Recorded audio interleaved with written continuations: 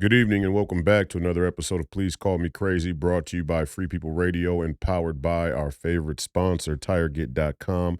That's Tireget.com. You have to buy tires from somebody. You might as well buy them from us and help fund the movement, help support the movement.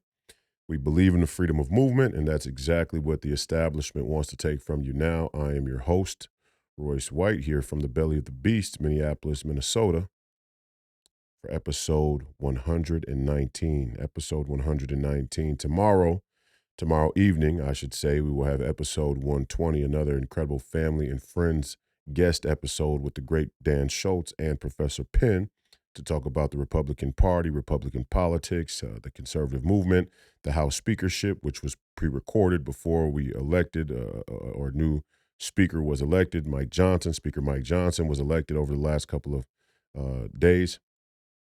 So we had a great podcast for you tomorrow night as well with the great Dan Schultz. I really enjoyed it. Probably one of the best flowing conversations we've had so far, and I'm excited that 100 episodes in, I'm really finding a groove when it comes to the flow of conversations with guests. We want to have more guests. We're going to start to invite more guests and bring more people to give you solid, wise perspectives on where we are as a country, politically, culturally, socially, economically, so on and so forth.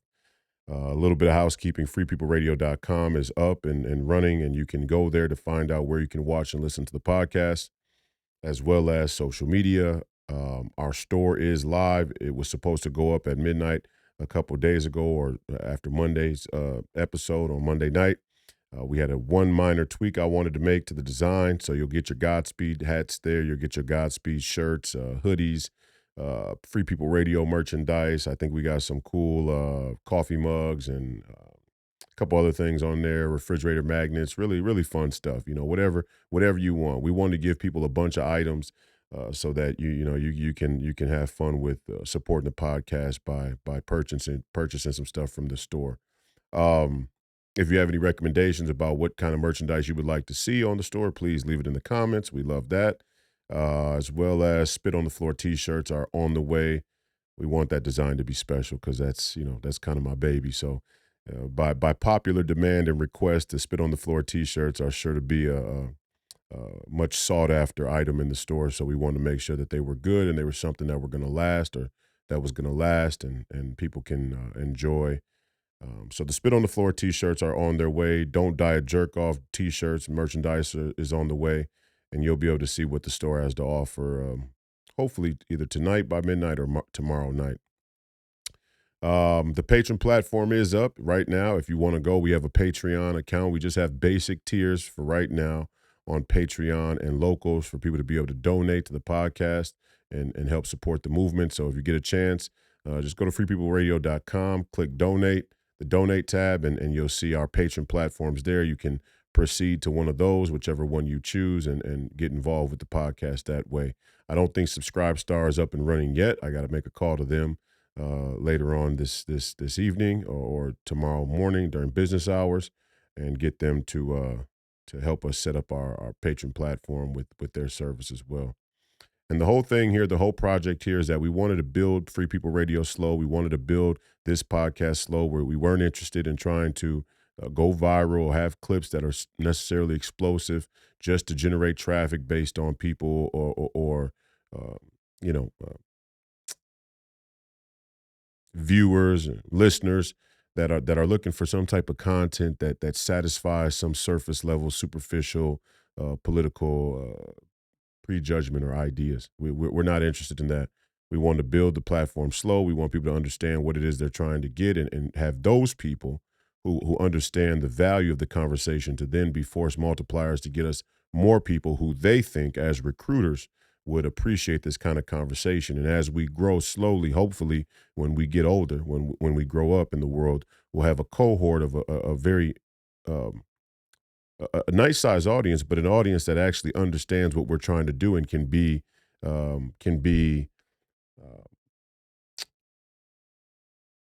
I don't want to say useful because we're not using people, but can be effective in their action and how they apply whatever conversations we have or whatever conversations take place on the podcast or within the Free People Radio company and program, and then take that into their daily life and become empowered citizens Our thing here is about citizenship. It's about self-governance, and I'm going to talk a little bit about that today. But that certainly is the focus of Free People Radio. So go to freepeopleradio.com, become familiar. We have a few podcast titles, a few new podcast titles that are on the way. Hebrews with myself and Professor Penn. The plan is to air that on Saturday mornings. It'll be a once-a-week podcast with myself and Professor Penn. It has its own branding. It has its own YouTube channel. It'll have its own, an entire digital footprint. Other than it will still have the home website of freepeopleradio.com. And all of these titles that we start to unroll or start to release will be under the website, freepeopleradio.com, but you'll be able to find them on their individual social media channels, as well as Free People Radio's social media channel, which we plan to start to populate with news or clips more in a more general sense, not just related to podcasting or what I say, but things that we think are interesting or things that we think people need to hear and do our own sort of digital content through Free People Radio's social media channels. Each podcast will have its own social media.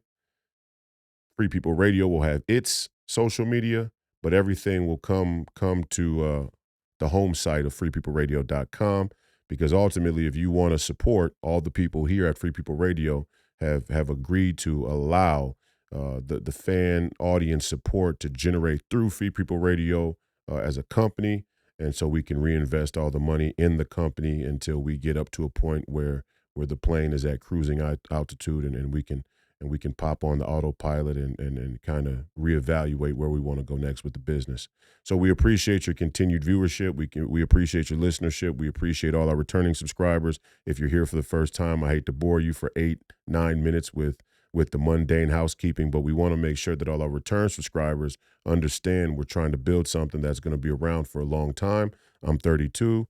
God willing, I'm able to live a fair amount of years into the future. I want this to be something that hopefully one day I can bring up little Royce and my son Benjamin, or even my two girls, and if they have a political worldview that they want to share, hopefully you'll get my children to have their podcast.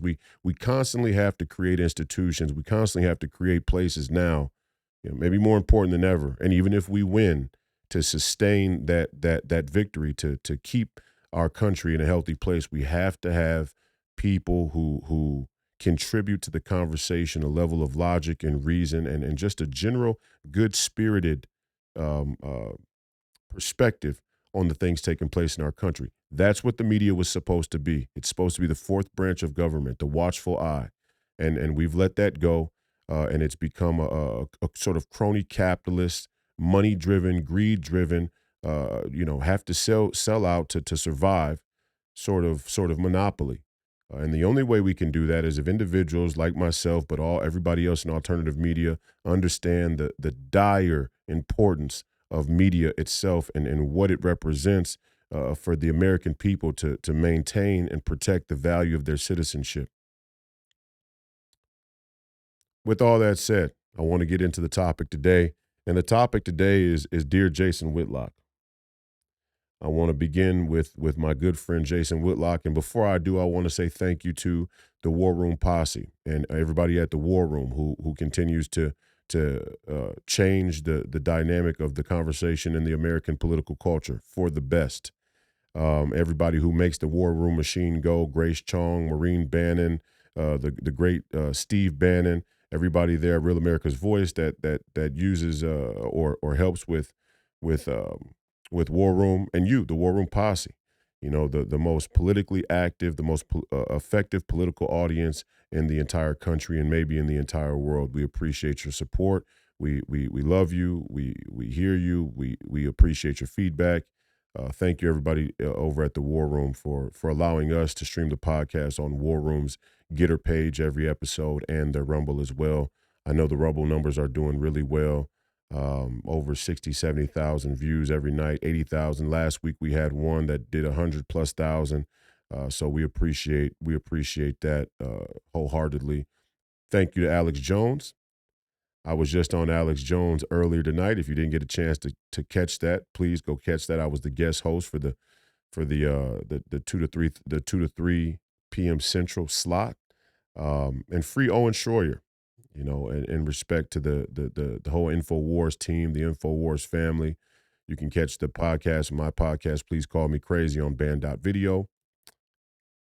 Free Owen Schroyer. We know they won't free him. We know that he's going to have to do his 120 days or whatever it is, but for them to put him in solitary confinement is a sign of the times to come, and we all better get ready, and we all better get serious about winning, and we all better get ready and serious about what it will take to win, what sacrifices we will have to make in order to win, and if we don't make them, if we fail to make those sacrifices, the situation Owen Schroyer is in right now will be the situation that many face into the future.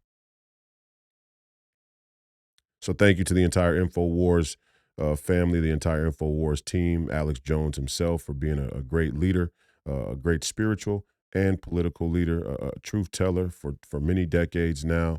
I appreciate his insight and his wisdom and his willingness to sacrifice himself to help elevate the conversation and to help people get the information they need to fight back against corruption. And last but not least, my dear friend Jason Whitlock and the entire Fearless Army.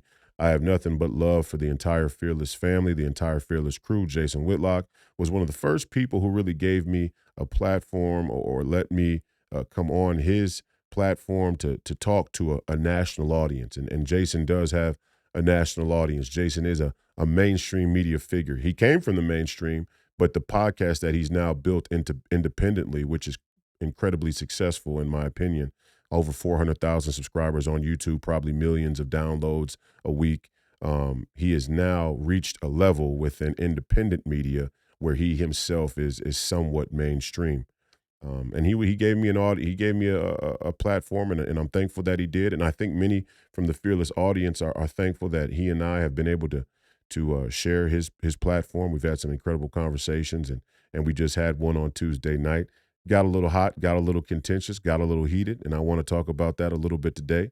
But I want to say thank you to Jason Whitlock and the entire Fearless team, Shamika, TJ, Steve Kim, Delano. I see they got Brett Favre and Warren Sapp over there doing football now and more sports, which is really cool. I'm a 90s kid myself. Brett Favre is respected at the very least, but loved by many Minnesota Vikings fans. Spent some of his final years here in Minnesota. That was a pleasure to watch him play. He was an athlete that played with a lot of heart, and there's a lot of American spirit in an athlete like Brett Favre. He's somebody that young people should look to model themselves after athletically, but in life as well. And sure, he's made some mistakes, but we all make some mistakes, and when your leadership is corrupt, the chances of you getting pulled in or roped into mistakes is greater. So judge not lest you be judged, and that goes for everybody, not just Brett because he's doing television over there with Jason, but it goes for everybody. And I don't preclude miracles. I don't preclude anybody you hear me criticize or judge, no matter how harsh it is. I don't preclude the chance that they could return back into the grace and mercy of God and that they can change their ways. That's a part of being Christian. It's a fundamental cornerstone of being Christian. If you do not believe that, you do not understand what the Christian faith tradition is really all about. It's about God's love and about God's grace, but it's also about the imperfection that humanity carries since the original sin and the journey that many of us walk to be able to get back into grace and into charity throughout our life. So some of our path to that grace and charity, that love of God, goes through turmoil, mistakes, hardship. Um, so I like Brett Favre and I like the Fearless team. And finally, the great Jason Whitlock. I don't think there's a better writer. I don't think there's a better writer in America, to be honest. And writing isn't about how well you write and your sentence structure or the words you use. How writing is the ability to convey ideas to a broad cultural demographic, a broad demographic in a way that's both fun, engaging, enjoyable, and informational, and the broadest things possible. And so Jason's an incredible writer, and he's just as good of a political commentator or a cultural commentator and broadcaster as well. So my heart is always with Jason Whitlock, and I love him to death, and I consider him a friend and even family.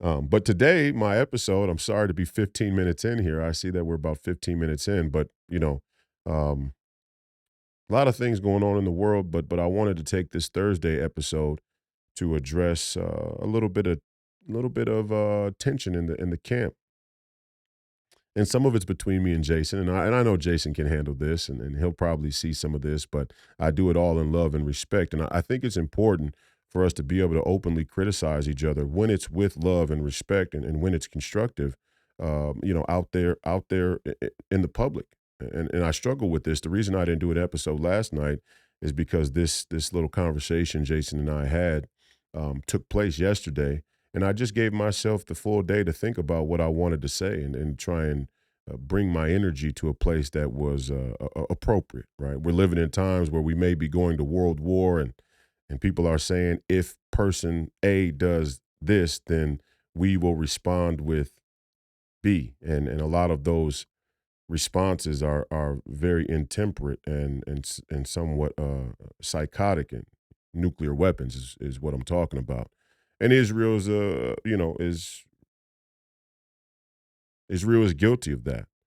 I mean, it's a very dangerous mentality to say if somebody does this to us, then we're going to go all out and drop nuclear bombs. And to see people promote that or advocate that or encourage that is scary. And it's not unlike what we heard from the West's military and security state officials when we first crossed swords with Russia in this most recent conflict there. That if Russia did, A, B, or C, messed with our electrical grid, that was the conversation at the time. If Russia did anything to interfere with America's electrical grid, we would respond with tactical nukes and so on and so forth. And that conversation has kind of died down. And in my opinion, I think there between Israel and its enemies or the people that it's in conflict with in the Middle East, the cooler heads may prevail in the end. We'll see. I mean, always that area could be the springboard for a full blown world war conflict because everybody's interests are tied up in the area, not by coincidence or accident. So it could always escalate, and I don't think the tension and conflict there will ever really be done until something profound happens, probably through profound leadership, potentially Christ. But I'm not precluding that human beings can find a way to create some type of um, sustainable peace there in that region, even if for a temporary time. Um, through prayer and faith, right? God willing, inshallah, as all of our Muslim brothers and sisters would say, we could find peace again. But I think it's important for us to talk openly when we have constructive criticism about people, even within our own camp, because if we don't, we become an echo chamber. And if there's one indictment of the left, if there's one indictment of the mainstream liberal media industrial complex, the liberal mainstream media industrial complex, the prevailing mainstream media establishment, if there's one uh, criticism about them, or maybe the most accurate criticism about them, is that it's become an echo chamber. No matter how loosely it's an echo chamber, yeah, you may find varying opinions between the New York Times and the Washington Post, but the general consensus, the general or fundamental ideology of those publications are founded in the same ideological principles. And it's the post World War II democratic liberal order. It's the idea of globalism. It's the idea that globalization is a net positive. It's the idea that American citizenship does not exist and should be relinquished, renounced, and given up for a much broader and much more effective and fruitful global citizenship. This is one of the biggest lies in human history, and it has huge ramifications and consequences. But it's able to exist as an institutional ideology that then reflects a common everyday citizen's sort of grassroots ideology, because they have the power of an echo chamber. They have the mass of influence and institutional control, the levers of power, but they also have that echo chamber, and where they find the echo chamber to be effective, where they find this sort of wash, rinse, repeat model to be effective in brainwashing people. We as Christians, we as righteous American citizens, patriotic, God fearing American citizens, have to have the counter courage, not do as they do, not do as our enemies do, not try and replicate what's made them successful. Somewhat. I mean, we don't have to reinvent the wheel. I'm sitting here in a podcast with a microphone and a camera, and I'm uploading to the same platforms in many respects, and a few alternative platforms as well, but I'm uploading to the same platforms, as the same volume decibels. So there are things that we are doing that are similar, but the spirit of what we're doing should not be the same. We cannot submit, we cannot concede to the spirit of Satan or the spirit of evil or wickedness or even falsehood, things that aren't true in the pursuit of business or even success, politically, economically, socially, culturally, whatever you want to say. We cannot concede any ground to adopt the spirit of our enemies. And part of that spirit, even in the conservative movement, is this sort of wash, rinse, repeat. And look, I get it. There are things that we need to continue to talk about in order to have people understand it, partly because new people are coming into the room, the audience of whatever would-be platform every single day. And as they come in, they may not have heard the essential information. So it's always good to keep a thread, a common thread with the heart of the message in it as we go forward and discuss new things. But we have to check our motive. We have to check our intent. We have to check our spirit about it. And then if we don't, what happened to conservative media will happen to the alternative and independent brands of conservative media, which will be they lack the sort of the conversational integrity to really move the needle. And that's what happened to Fox News. That's what happened to Fox News. I mean, that's we can just come right out and say it.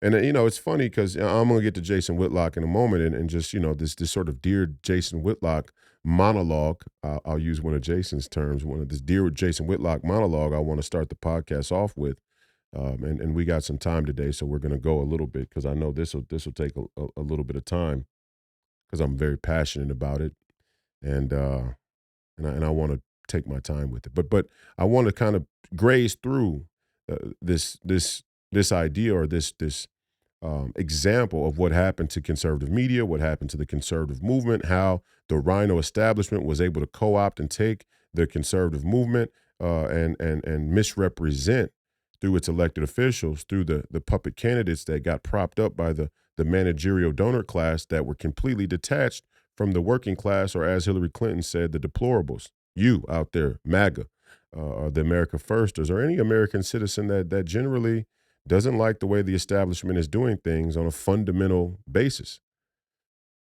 Um, I went back and I rewatched the Monk debate between the great Steve Bannon and the neocon rhino never Trumper David from there in Canada. And if you haven't already, I'm going to run this debate one day next week, so you have a chance to see it.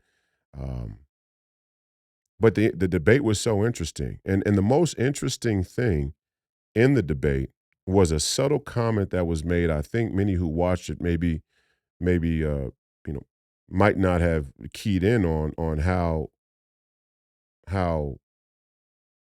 wild of a thing it was for David Frum to say. And he said, with conservatism in America, and mind you now, they're having a debate in Toronto. It's a Monk debate. So he's kind of explaining American political culture in the context of a room of people who don't necessarily or aren't necessarily familiar with the whole history of conservative and liberal politics. And he comes right out and he says, conservatism, conservatism was us trying to conserve what is liberal. And I've said many times, I think on Jason Fearless with Jason Whitlock and certainly Alex Jones and Steve Bannon and I developed a great relationship because we feel somewhat similar about this issue. But many would make the argument, evidenced in how we have developed such a powerful uniparty, many would make the argument that conservatism and liberalism are two different forms of liberalism. And people have made that claim.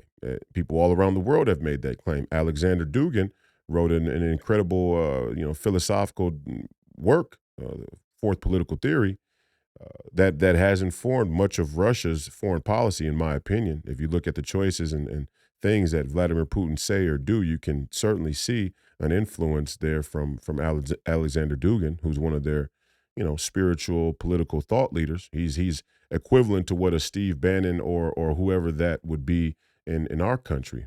A person who's very, very intellectually sound about the history and an original thinker about the future and the general lay of the land that the higher ups listen to. And Steve Bannon's certainly one of those people for the better.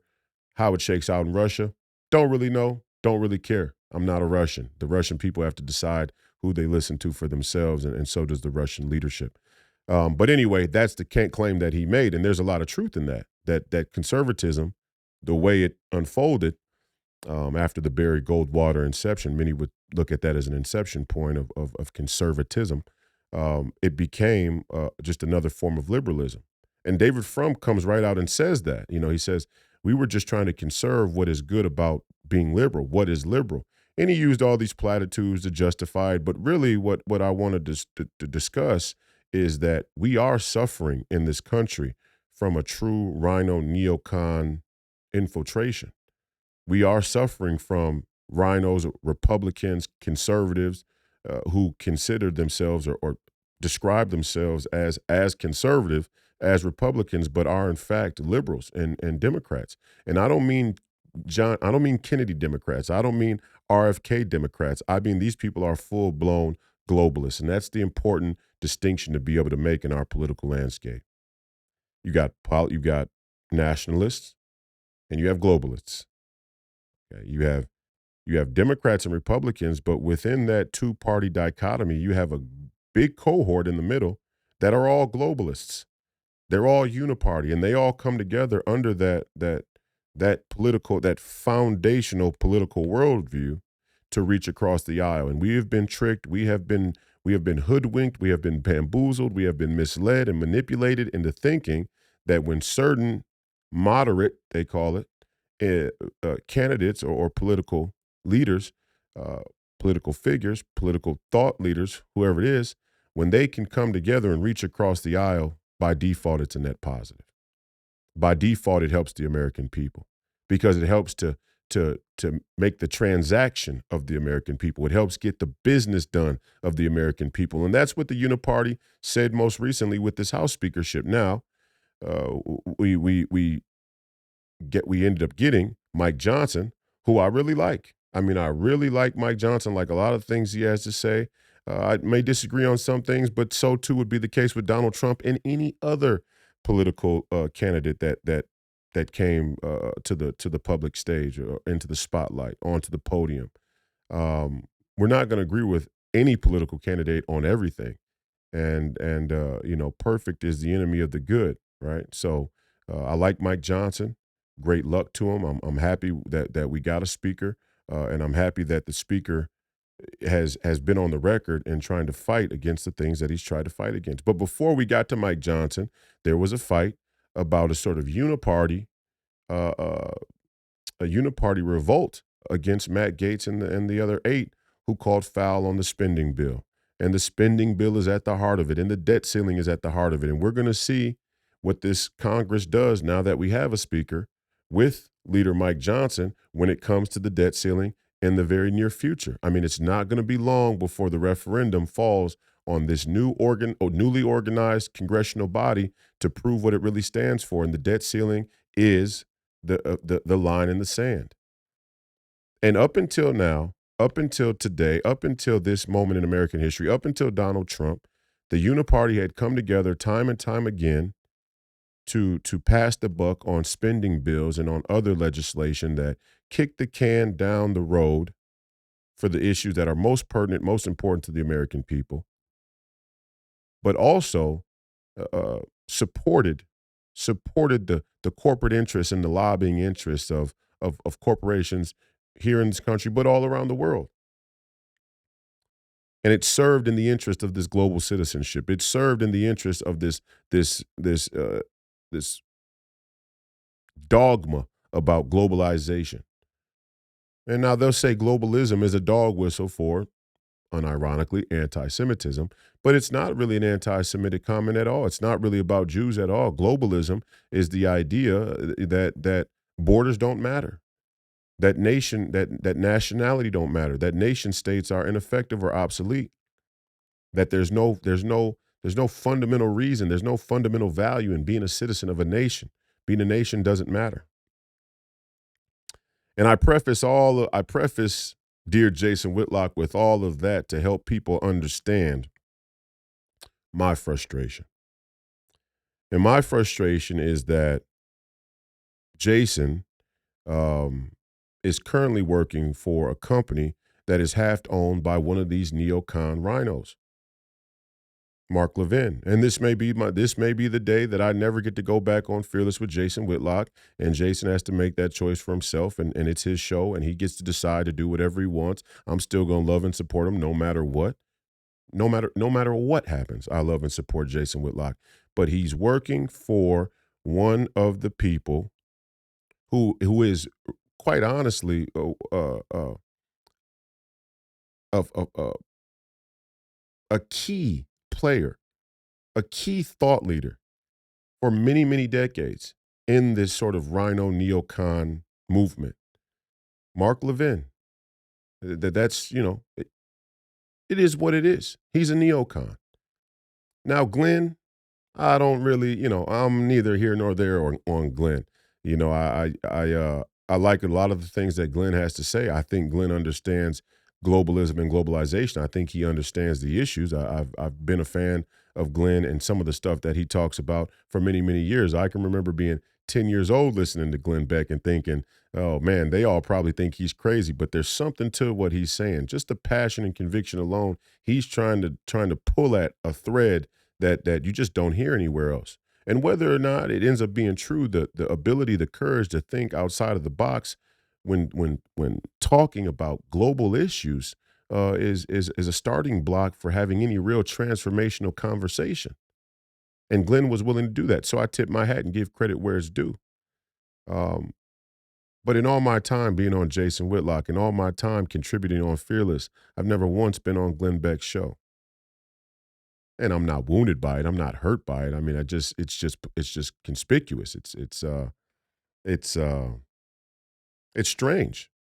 It's strange, especially when he and I talk about many of the same issues. He and I talk about many of the same sort of vectors of politics. So that is what it is. But Mark Levin is a rhino and a neocon to the max. I mean, he's everything that's wrong with the Republican Party. He's everything that's wrong with the conservative movement, and it has nothing to do with Israel. It only loosely has to do with Israel, but it's really this idea that the American dominance on the world stage is predicated solely on our ability to be able to show force or be this protectorate all across the world. And it becomes that worldview becomes a sort of conduit. It becomes the pathway. It becomes the pretense.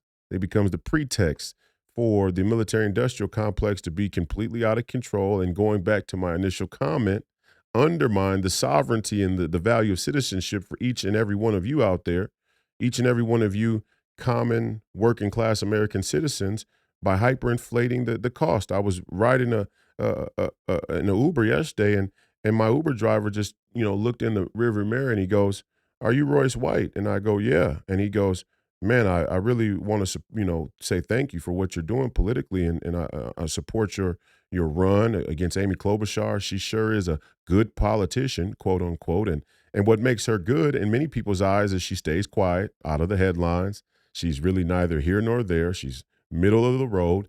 She raises a lot of money for Minnesota on paper when it comes to federal money, which ultimately expands the government. And she is all in on the military industrial complex.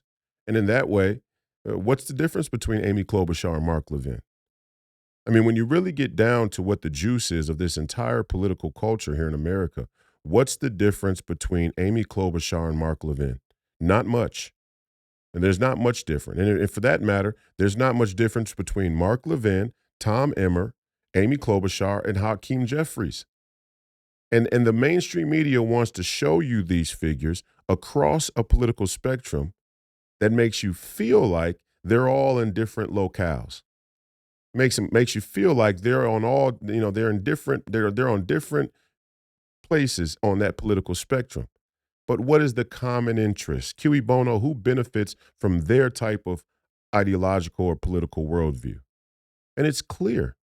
The military industrial complex benefits the federal government filled with polished, polite, puppet politicians, facilitate and broker the deal, and they preserve the corrupt status quo. This is what the DC cartel has become. This is what Steve Bannon is talking about, and this is why your people like Karl Rove and Mark Levin and David Frum and all these other conservatives. On any given day, you can catch them. Mark is different. He's doing a different thing. Mark is his deal is intended to seem like he's something. He's the furthest end of the controlled opposition. And actually, I won't even say he's the furthest end of the controlled opposition. I'd say Nick Fuentes and that crew in the alternative media space are the furthest end of the controlled opposition. And I'm going to talk a little bit about that in a moment. But Mark is intended to be the outer bastion of mainstream conservative media that seems extreme by comparison to the middle, but is really in the end working in the interest of the same political worldview. And you don't have to believe me. You can say it's conspiracy theory or whatever you want, but just take those individuals and see how they feel about the military. And this conflict right now in Israel shows us a lot about who people are. And now, granted, I know some people may not be in the knowing about where we are, what this is, and what certain policy recommendations or legislative recommendations really mean. Because it's the wild, wild west, double cross, triple cross, quadruple cross. It's hard to follow along.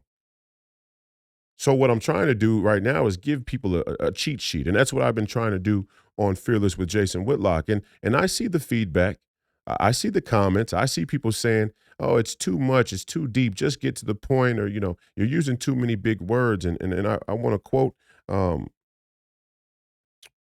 I want to quote the late William Buckley, who I think was a genuine conservative and one of the more profound conservative voices in American history. Although at the time he himself was working in the interest of the military-industrial complex during the Vietnam War, which ex post facto, reading The Best and the Brightest, I'm reading The Best and the Brightest right now, ex post facto, the Vietnam War, the verdict on the Vietnam War by conventional wisdom is already in.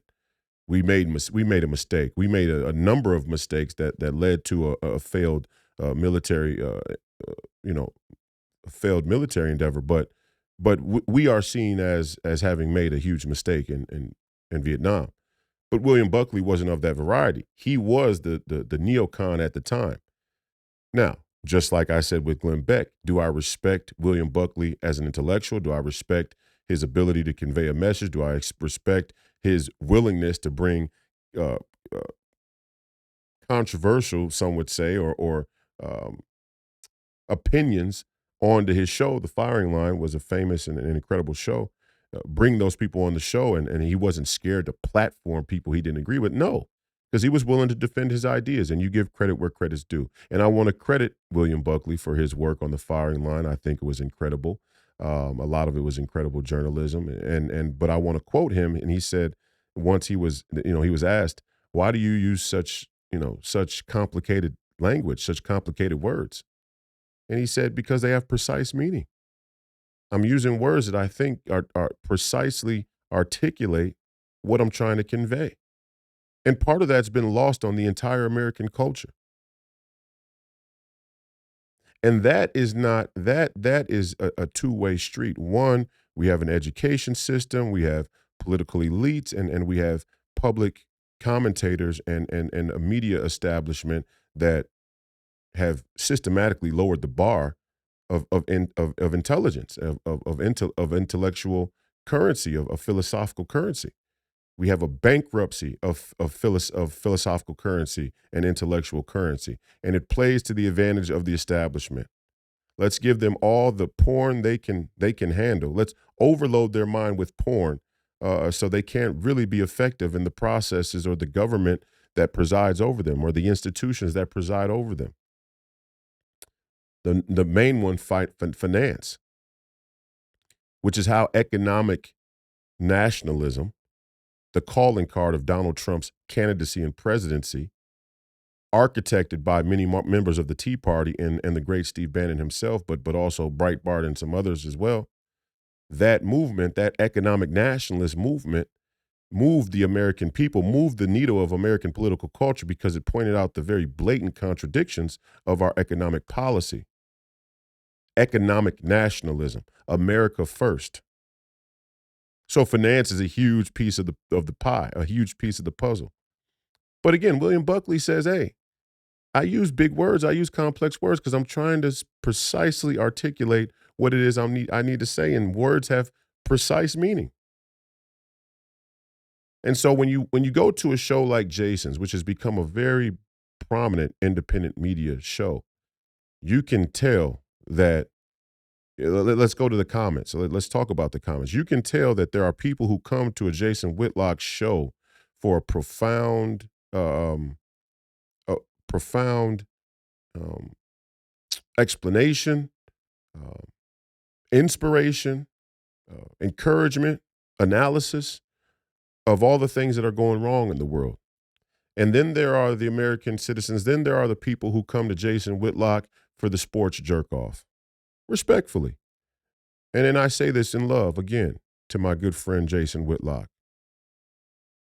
Dear Jason Whitlock, there may be a future with football and no freedom. I could see a future where there's football, but there is no freedom. And I could see a future, a near future, where there is football, but there is no freedom. And I think, my frustration is if the things that Jason and I talk about are complex, they need more time, they need other sort of assets to flush out, like images or videos or dates and times or timelines and whatever else. My question is, why do we spend less time on the show during the week or over the course of a month on those topics, but we spend more time, more general time on sports topics? That's just a question that, I mean, it's just and again, this is why William Buckley had an entire show that was dedicated to bringing the most controversial and political intellectual questions into the spotlight and discussing them consistently. This is what needs to be done. This is what had to be done in order to flush out some of those very complicated, uh, historical, political, social, economic ideas. Because it's not easy. It's a shit show. Now, look, an idea like America First. Really, Donald Trump's success and his rise to stardom in the American political culture is because America First is as simple an idea as you can possibly get behind. Look, you're a citizen. Your citizenship should be the highest priority for the leaders that you elect to public office. Your rights, your inalienable human rights should be the priority. And the value of your citizenship. Easy idea. Now, you'll have all these people like David Frum and Sean Hannity or Karl Rove or the Bushes or Mark Levin. come, into a room, onto a stage, before a microphone, at a podium, under a spotlight, and tell you all these sort of intellectualized reasons why America First is not really an efficacious policy approach, foreign policy, domestic policy, so on and so forth. And again, Mark's not going to do it in the same visceral kind of aggressive way that David Frum would do it. David Frum is like a devout never Trumper, right? Mark Levin's like a secret never Trumper. And there are devout never Trumpers and secret never Trumpers.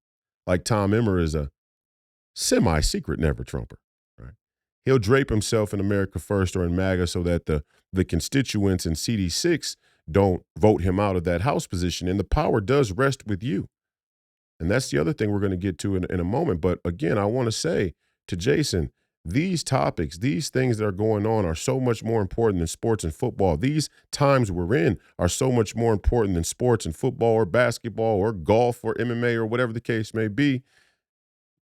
We don't have time for one single person in this country who is able to access the very few number of people who are willing to tell the truth at their own expense to get a dose of anything other than the action, the strategy, and the basic information they need to have sound, reasonable, and logical construction of their views and their action plan to save this republic.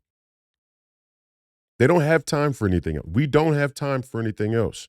We've already lost. And I think that's what people don't realize. The normalcy, the sort of way the system works is that it's intended to give you the illusion that there is no crisis. They only show you the crisis, or they talk about crisis when it's time to push on your buttons emotionally to get you to move one way or another to their advantage. But the crisis has preceded the entire time.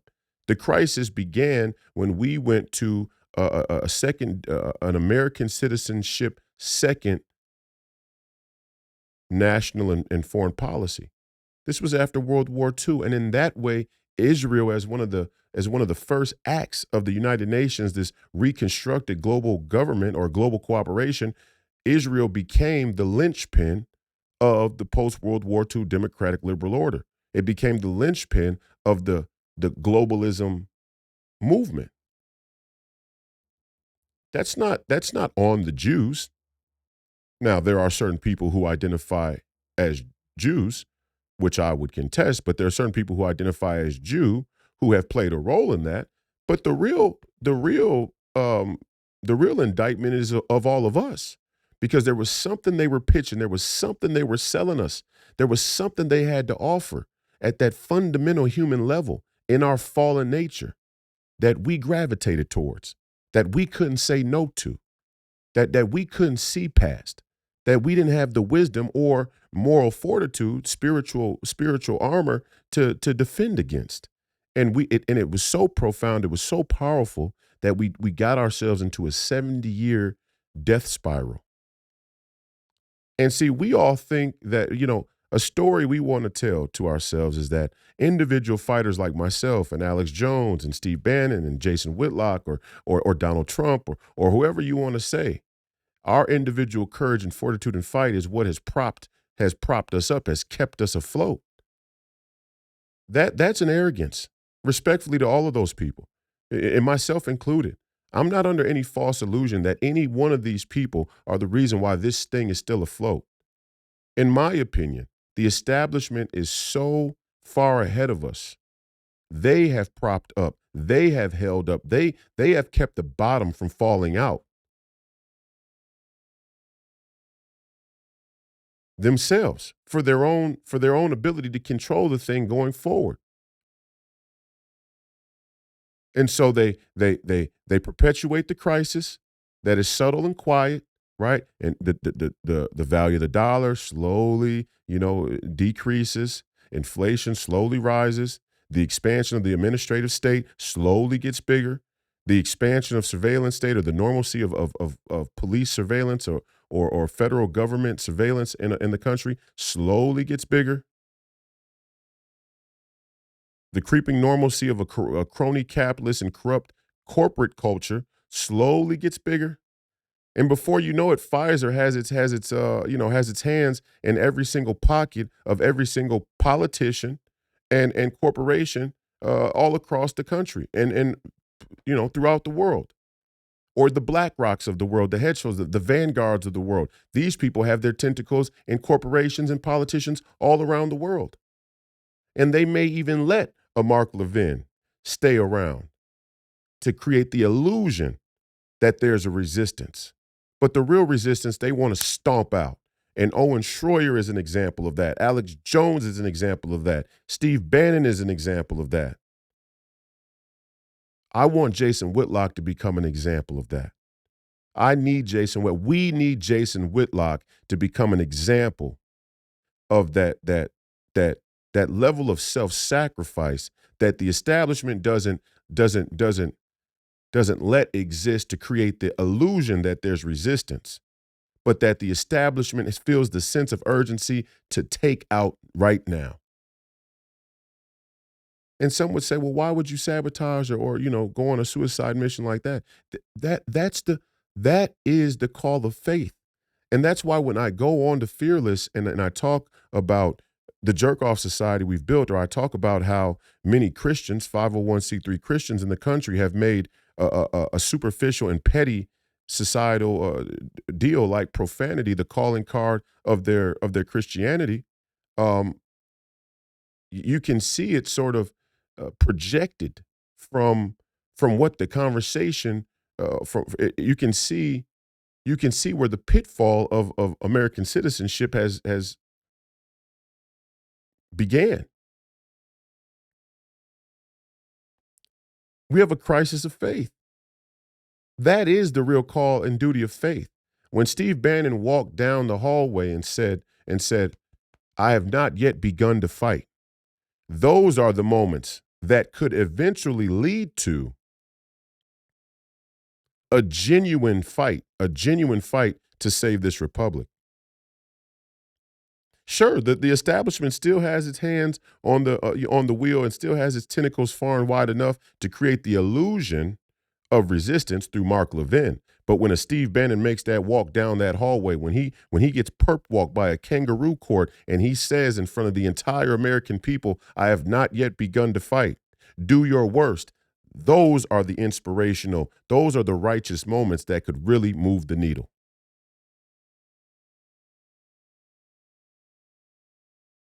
And so I get a call from Jason Whitlock, or I get a text from Jason Whitlock, and we have this conversation about what's good for his audience. Respectfully, sir, the audience that watches this show is not my audience. The audience that watches Fearless is not your audience. The audience that watches War Room is not Steve's audience. The audience that watches InfoWars is not Alex Jones's audience. The audience that watches Tucker is not Tucker's audience. It doesn't belong to him. When you're an evangelist, when you're a minister for Christ, your work belongs to the Lord. When you're a fighter, when you're a patriot for American freedom and American citizenship, your work belongs to the people. And that's not a communist idea. That's about sacred honor. That's about national honor. What I'm saying on this podcast doesn't belong to me. And at the very moment where this podcast, this show, where Free People Radio as a company tips that scale and becomes too much a vehicle of the spirit of the establishment, which means to leverage money over you, leverage success, leverage power over you, put it before you like a carrot and make you follow it and tip that scale away from the truth that needs to be told, it has become controlled opposition. Some people become controlled opposition because they unwittingly. Some people become controlled opposition knowingly. Mark Levin is a knowing.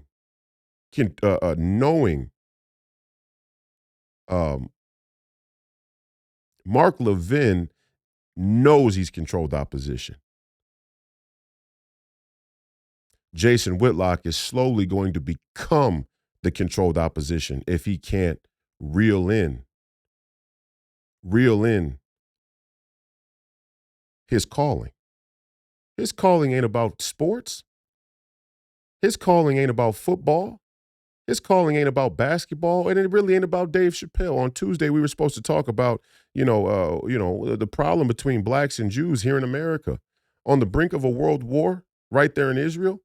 How can I talk about blacks and Jews in the context, the sole context of American culture, without referencing a world war that is being fenced or is being sold in a narrative that creates a racial dynamic between blacks and Jews on the world stage? Doesn't make sense.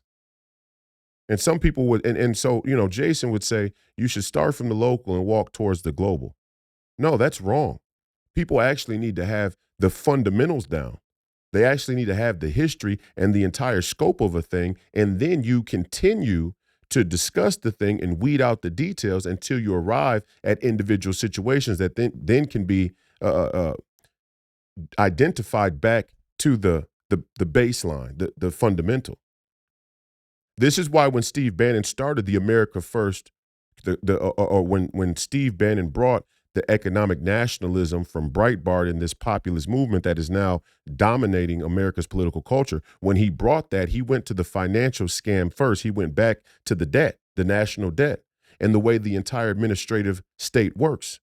He went to the administrative state. Now, when Steve Bannon first spoke about the administrative state, many people who are now loyal MAGA supporters didn't necessarily know what the administrative state meant. He said it. He said it again. He said it again. He made predictions. He told people how things were going to go. And many times it turned out to be true. So much so that the New York Times recently said that War Room is the most dangerous media outlet in the country. Well, it could just as easily be Fearless. Fearless could be right up there in that group. But Jason has to make that decision. He has to make that decision whether or not he wants to throw himself into the line of fire, whether he wants to really, really ruffle the feathers of the power that powers that be in order to become that. And he can become that. And that's why this isn't to talk down about Jason by any sense, by any stretch of the imagination. This is to hopefully inspire Jason once and for all to become what God has called him to be, what this country needs him to be. We don't give a fuck about football, respectfully. And I know a lot of people do care about football. And I know TJ Moe cares a lot about football. And I know there's an entire audience out there that cares a lot about football. But we have to make the decision right now as leaders. What is good for the country? What is good for Christians? What is good for our future? What is good for our children? What is good for our family and our freedom? And what is good for us? Now, could I have a really big podcast if I talked about basketball all day, or if I took every single headline, every single cultural headline, and made a comment about it, and typed the titles in of the conversation to reflect people's general brainwashed sense of what they want to watch and listen to, what they want to pay attention to? Yeah, you could do that. The difference between an orator and a leader is an orator says things, waits to see what the crowd's response is, and then they modify what they say to generate more positive response from the crowd. Hitler was an orator. He would say a thing, and if it would rile the crowd up, he would say a little bit more of it. He would say a thing, and if it would rile the crowd up, he would say a little more of it. And it didn't matter whether the spirit or the riling up of the crowd was based on a moral and ethical basis. In fact, quite evidently by history, Hitler used black truth, for example, using the truth or telling the truth for a manipulative or malicious purpose. He used black truth to rile the crowd up. That was his modus operandi. And I'm not saying Jason is doing that, but I'm saying we all face a fight to balance. And even more importantly, let's not even say balance, because the scale is tipped way in one direction. This ain't about balance no more. The scale is already tipped. We have to try and rebalance it. And the only way you can rebalance it is by making hard choices and being focused and disciplined and committed to the path and action needed, despite the ramification that it has on whatever you get out of it. It's not your conversation, Jason. Just like this isn't mine. The time we live in, what we've been called to do, the duty we've been given is to save the republic, to save freedom, to represent the interests of Christians and Christ and believers of all varieties all around the world. That's what we've been called to do. Let's go back to football let's go back to football when we're not on the verge of nuclear war. I mean, let's not set a precedent that there's any false equivalency of time allocated to important conversation between sports and nuclear war, or sports and global geopolitical corruption, or sports and the idea of globalism or the rise of a police state. And when we service the American people, the audience that will accept that, we're not being leaders. We're not being leaders. You're not transforming. And this is exactly what the NBA told me. And I understand this and I feel so passionately about it because I experienced elites just like Mark Levin in the NBA who make exceptions and moral relative statements about ethics and values to fool unbeknownst people into thinking they're doing a righteous thing when really they're undermining it from the very start. Like, for example, the NBA would say uh, mental health you know is a great cause. Mental health is a great thing to fight for. It's a great thing to advocate for. You know what? We would love to help you, but who's gonna listen to you if you don't play in the NBA? And look where I'm at now. It took an extra 10 years. Yeah, partly because every every door I turned to that would usually provide the material resources or the startup sort of resources or the machinery to help build a broadcast talent or a political candidate, let's say, or even from an athletic standpoint, every door I would turn to was being roped off by the NBA. Was it because I couldn't play? No, it was because of my political beliefs. Was it because I had wronged them? No, it was because of my political beliefs. So when people tell you that you can start from an illegitimate place and it won't have ramifications down the road, this is exactly the way that our DC cartel and uniparty have lied to the American people about an essential issue like spending to kick the can down the road, continue to get elected like Kevin McCarthy, and promise that they'll get around to the moral part. You're not getting around to the moral part down the road. If you don't start there, there ain't no getting around to it. I mean, it's arrogant to even believe that. It's arrogant to assume that you'll be alive to get to the moral part. I don't. The comfort. What comforted my anxiety the most. People ask me all the time because I was in the public from suffering from anxiety, and anxiety is just one form of you could say existential turmoil, existential crisis within the human condition. It could be depression, it could be PTSD, it could be sleep disorders, it could be food disorder, it could be whatever. Anxiety is just one form of it. Very common form, more towards the fundamental makeup of the human condition. But it's just one variation. And people will always come up to me and ask me, how do you deal with your anxiety?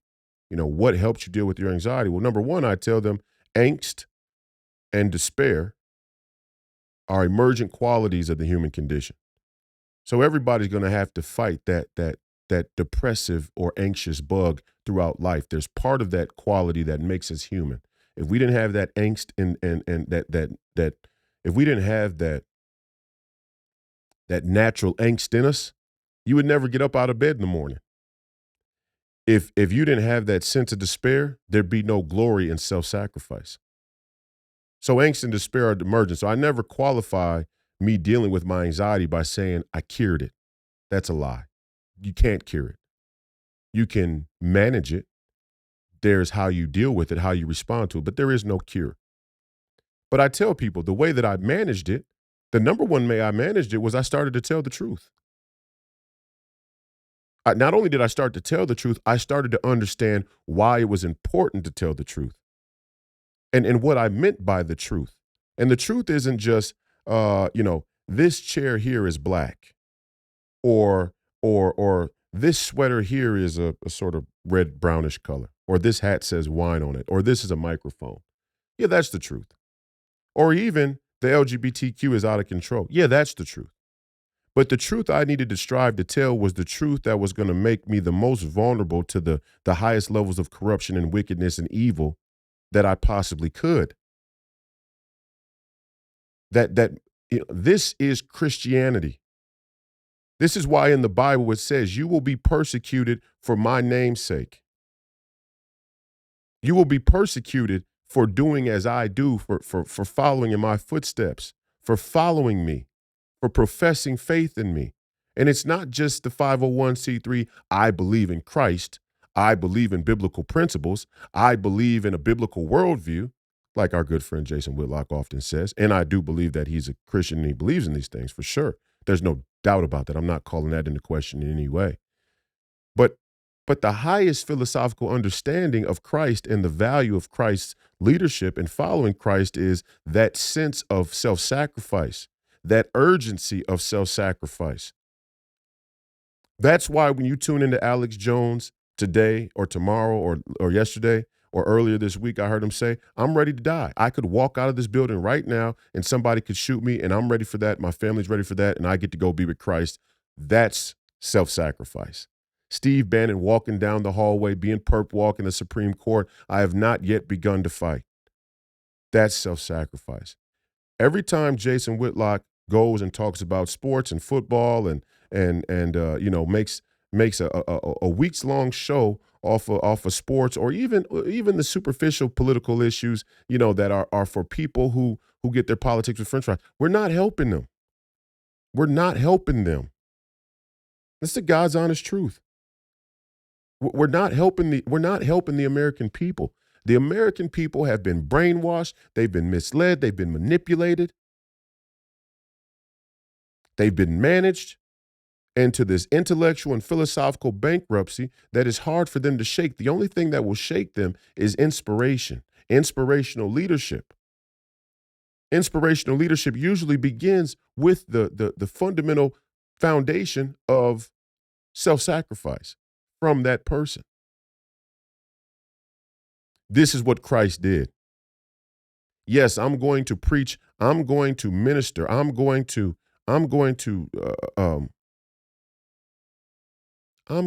speak to my Father's love and will and the interpretation of Scripture against the temple head, against the Sanhedrin and the Sadducees and the Pharisees. And if they crucify me for it, so be it. Then it's on you to carry that message and minister the gospel.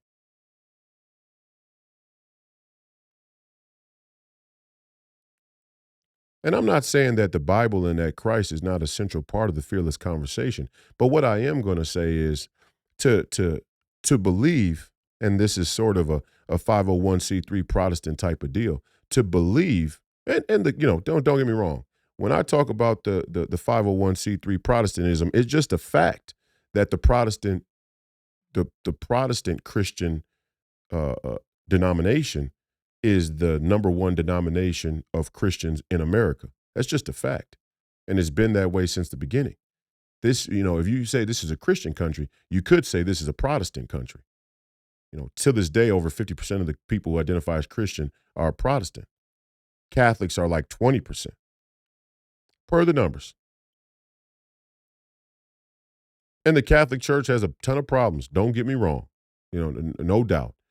Nobody knows more than I do. I had the pleasure of speaking on a virtual conference right before the great Archbishop Vigano. And Archbishop Vigano had an incredible letter that I'm going to read here on the podcast next week or Sunday. I'm actually going to do a Sunday show this week, and my ad-free Sunday show, and I'm going to read Archbishop Vigano's letter here on the podcast for those who haven't read it. It's an incredible letter. It's incredible. It's straightforward. Doesn't matter if people call me crazy. Doesn't matter if people don't understand what I'm saying. Don't matter if people don't understand the terminology. None of that matters. All that matters is telling the truth and inspiring those people who may actually have any chance of of of of turning the newly found information into political or spiritual action. That's all that matters. But there's a part of us, there's a part of each of us that still wants to be liked, that still wants to be accepted, that still wants the that still wants the the visual perception of some type of success.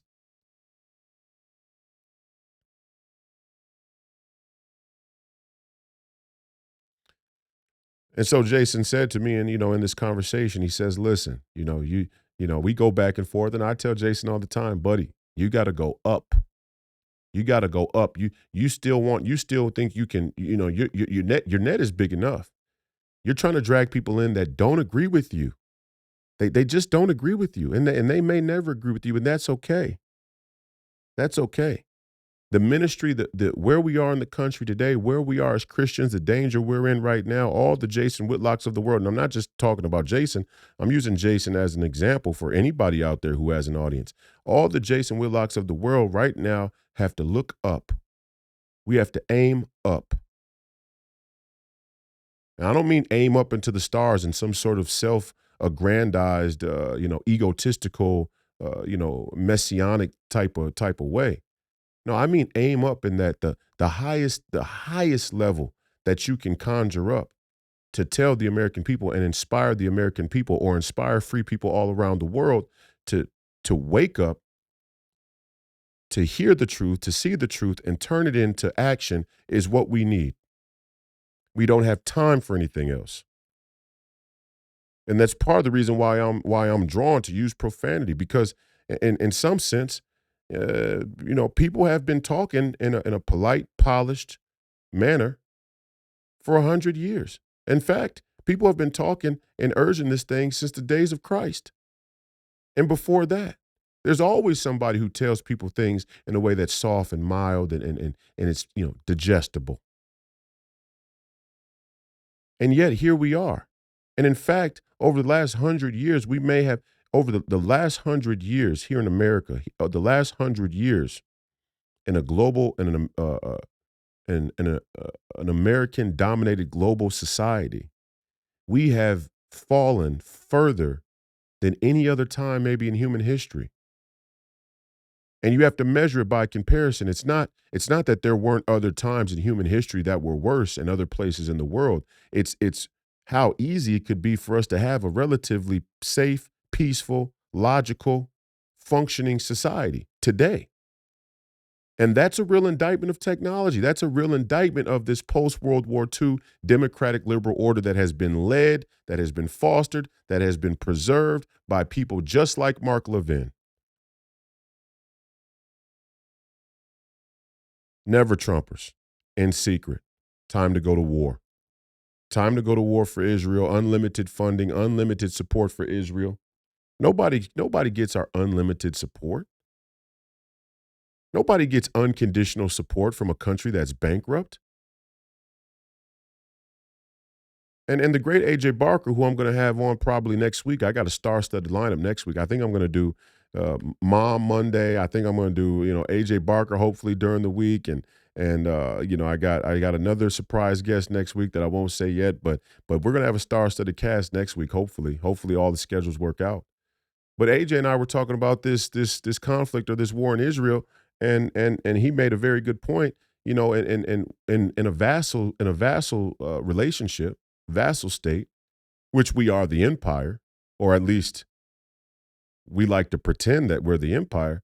In an empire, the vassal state pays money to you. You don't pay money to the vassal state and then come protect the vassal state.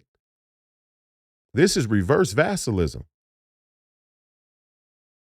When we're the empire and our satellite vassal state is aligned with us, is allegiant to us, and we have their back, they pay money to us. They pay tribute to us to have that protection. What payment do we receive from Israel? What payment do we receive from South Korea? What payment do we receive from the entire European Union? What tribute do they pay to us? This is what Donald Trump, the two things that make people that people were most um the two things that made Donald Trump the threat that he is today. The two things that he did, the two fundamental things that he did that moved the needle, that changed the status quo, that made the Democrats and the left and the rest of the prevailing political elite and uniparty apparatus bloodthirsty to take him out. The two things he did were question the deal with NATO, question the structural deal with NATO, and not take us into any wars, no new wars. I don't care what they say about mean tweets. I don't care what they say about Stormy Daniels. I don't care how many rat fucks they bring out of the woodwork to try and turn state's evidence now. Then they got Cohen, and now he's going to change his testimony and perjure himself, and all of a sudden we're supposed to believe what the fuck he says because we have some bloodthirst for a witch hunt when it comes to Donald Trump. I don't care about any of that. I don't care what they tell you. I don't care what they tell you on MSNBC. I don't care what David Frum tells you. I don't care what Karl Rove tells you. I don't care what Kevin McCarthy. I don't care what any of them tell you. The two reasons that they want Donald Trump's blood is because he questioned the deal with NATO, the structure of the deal with NATO, and he questioned or he effectively fought the military-industrial complex's desire to bring us into perpetual conflict. That's why they want him gone. Because NATO was a microcosm of America's foreign policy and our international relationships with many nations, not just the European Union. Who's paying us? Why are we paying the vassal states? Why are we paying the tributary states? Why are we paying them and we've become a tributary state to our national mortal enemy, China? And I go on Whitlock all the time and talk about China. And the people who get it, get it. The people who are crossover fans from Alex Jones and Steve Bannon and all the other truth tellers, they understand it. And even Jason understands it. But there's this part of his audience. There's this cuck, run-of-the-mill, useful idiot, American jerk-off that's a part of the audience that goes, what does this have to do with anything? Why is this important? This is conspiracy theory. Those are the rhinos. If you think that nobody's voted for the rhinos in their individual congressional races, in their individual Senate races, and little pockets all across the country, you're naive to the landscape of the American political culture. Yeah, there are rhinos out there in the grassroots. Now, the majority, a prevailing majority of Republican voters in the grassroots are America Firsters and Trumpers. Per the polls, their polls, the mainstream's polls, 70 million people voted for Trump. Yeah. I'd say about 20 million out of those probably voted for Trump on a Republican Party basis. That we'll take Trump rather than a Democrat. We'll take Trump rather than Hillary. We'll take Trump rather than Joe Biden. And that's a rightful decision. That's a right decision to make. Yeah. Makes sense. You should take Trump before Joe Biden or Hillary Clinton. But that doesn't make them Trumpers. That doesn't make them America Firsters. That doesn't make them MAGA. And I don't want to castigate them because we can have a difference of opinion in the camp.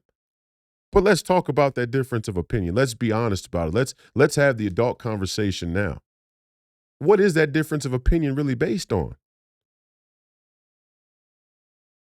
The difference of opinion is based on the reality, the truth, that some people in the country, even if they're in the wire on the Republican or conservative side, want to preserve the status quo. They don't think it's that bad. Why don't they think it's that bad? Because they can still turn on the television on Sunday and watch football. Or they can still go down to McDonald's and get a cheeseburger. Or they can still, mosey on down to the local watering hole and have a Bud Light. Or in some real interesting cases, they can still go to their local drug dealer and get their cocaine or their heroin or their marijuana or their pills or whatever the case may be. they can still get their fix as long as they can get their. See, that's the thing about addiction. And addiction just doesn't come in the form of hard narcotics, which is why I use George Floyd as an example. Don't be thinking you're not George Floyd because you're not so strung out that you're buzzing around and babbling around on the street before you get, before you die in a police interaction. All of us have been brainwashed into some incremental form of addiction, whether it be television, sports, food, gambling, alcohol, and in some strange but common cases, even politics. Even politics can be a form of addiction. Just another way for us just another false catharsis. The system has built layers and layers of false catharsis that prey on the vulnerability of the human condition. And I can say that, and you can respond at home, hey, that's the type of stuff we're talking about. We don't know what that means. Well, let me slow it down for you. The establishment, the prevailing establishment, your political elites, your corporate elites, your economic elites, they have, with great precision, might I add, with dark science, let's call it, they have created a system that services all of the vulnerabilities of the human condition. Angst, despair, emergent qualities in the human condition. Let's find a way to service those emergent qualities. Let's find a way to absorb the momentum of the pitfalls in the human condition. And one of those is false catharsis. Every couple of weeks, there's a holiday. Every month, there's a national holiday. Every week, every day, there's a sports event. Every day, there's a news headline. Every day, there's a political headline for you to be absorbed with. Every day, there's something going on that's pushed in your face, shoved down your throat, and meant to push a button emotionally. And ultimately, that's not even the problem.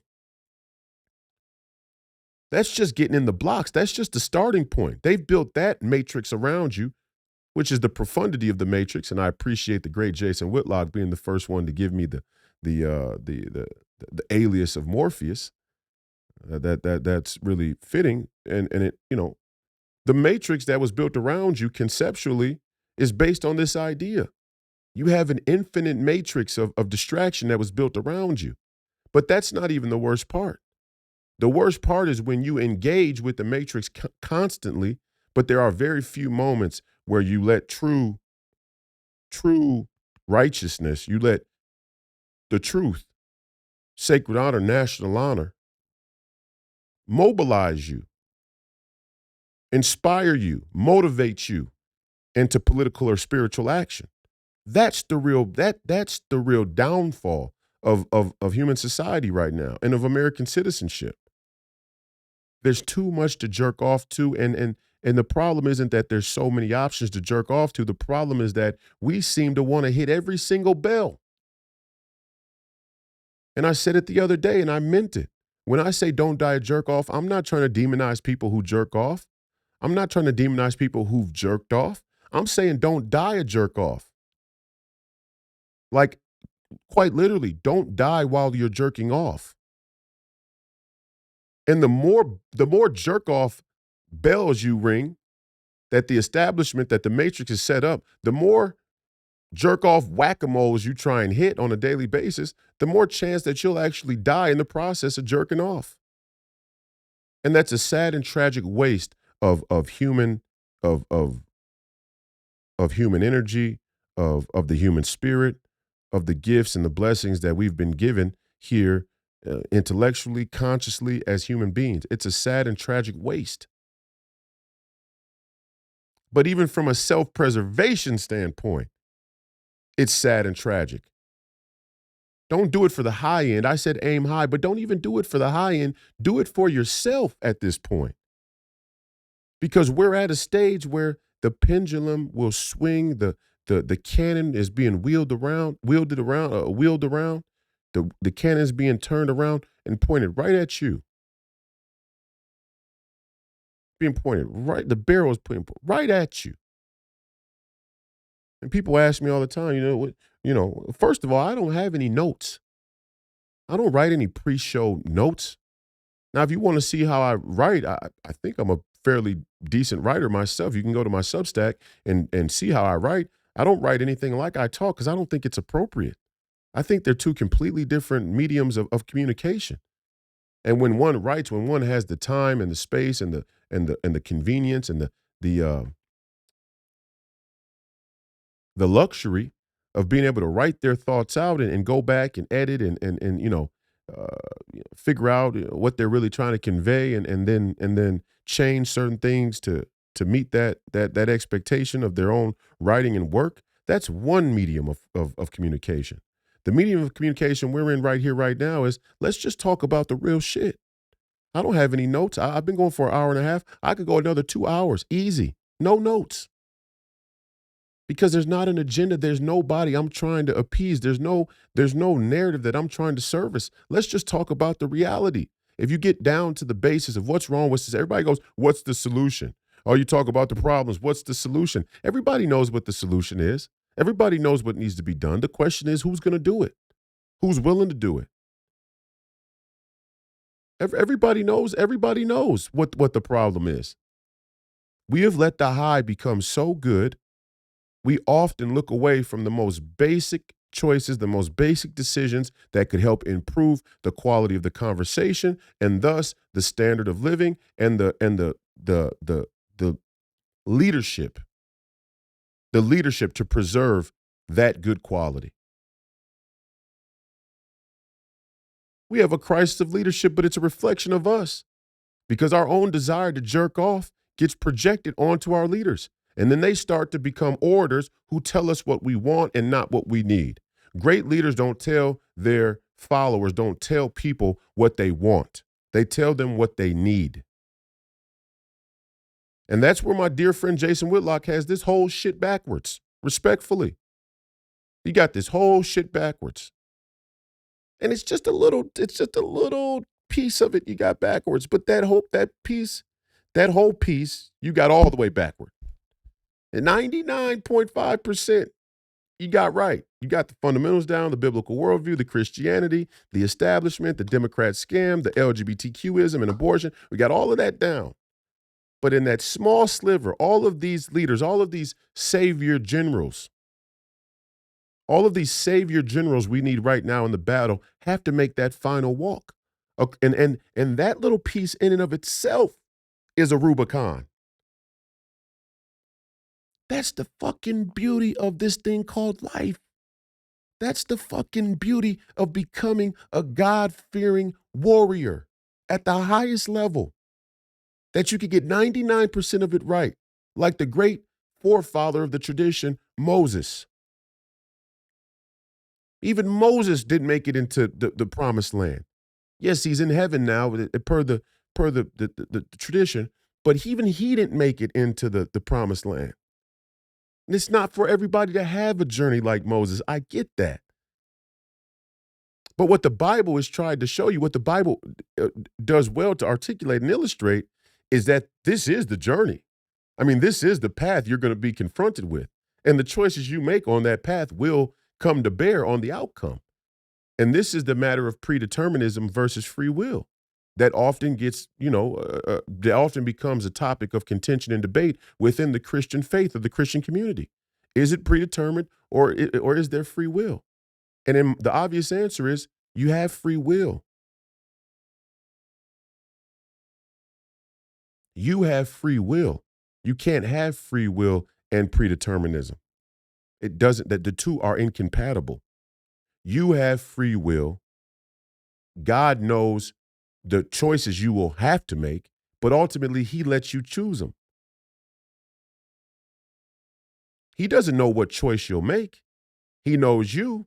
He knows what you're likely to choose, but even we have the ability to make God proud. In the Bible, it shows that we have the ability to make God proud, to make God adore us by surprising him with our choices. And that may come with reward. Maybe it doesn't. That's up to God. Only God has the ability to intervene and intercede in human matters when he wants to, in the way he wants to. Maybe you do everything right in your life and he doesn't intercede once. Tough cookie. That's above my pay grade. But it's clear to read the Bible and see what the path structure is. The path structure is you could be 99% of the way there, but that final 1% is a Rubicon in and of itself. And when you don't allow yourself to track across that Rubicon,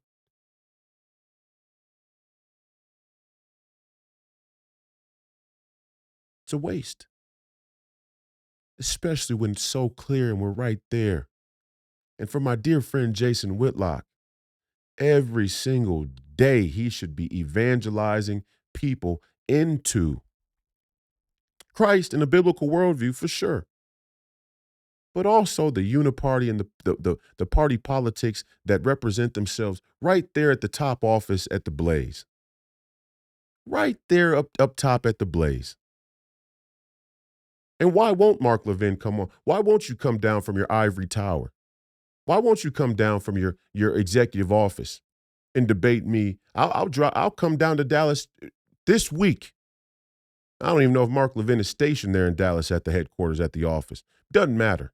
I'll come to Dallas and we can have a debate as long as he needs to about any of these issues. I challenge right here, right now, today. I challenge Mark Levin to a public debate on the matter of what real American foreign policy should look like. What real American domestic and foreign policy should look like. What is the future of nationalist populism? What is the future of the MAGA movement?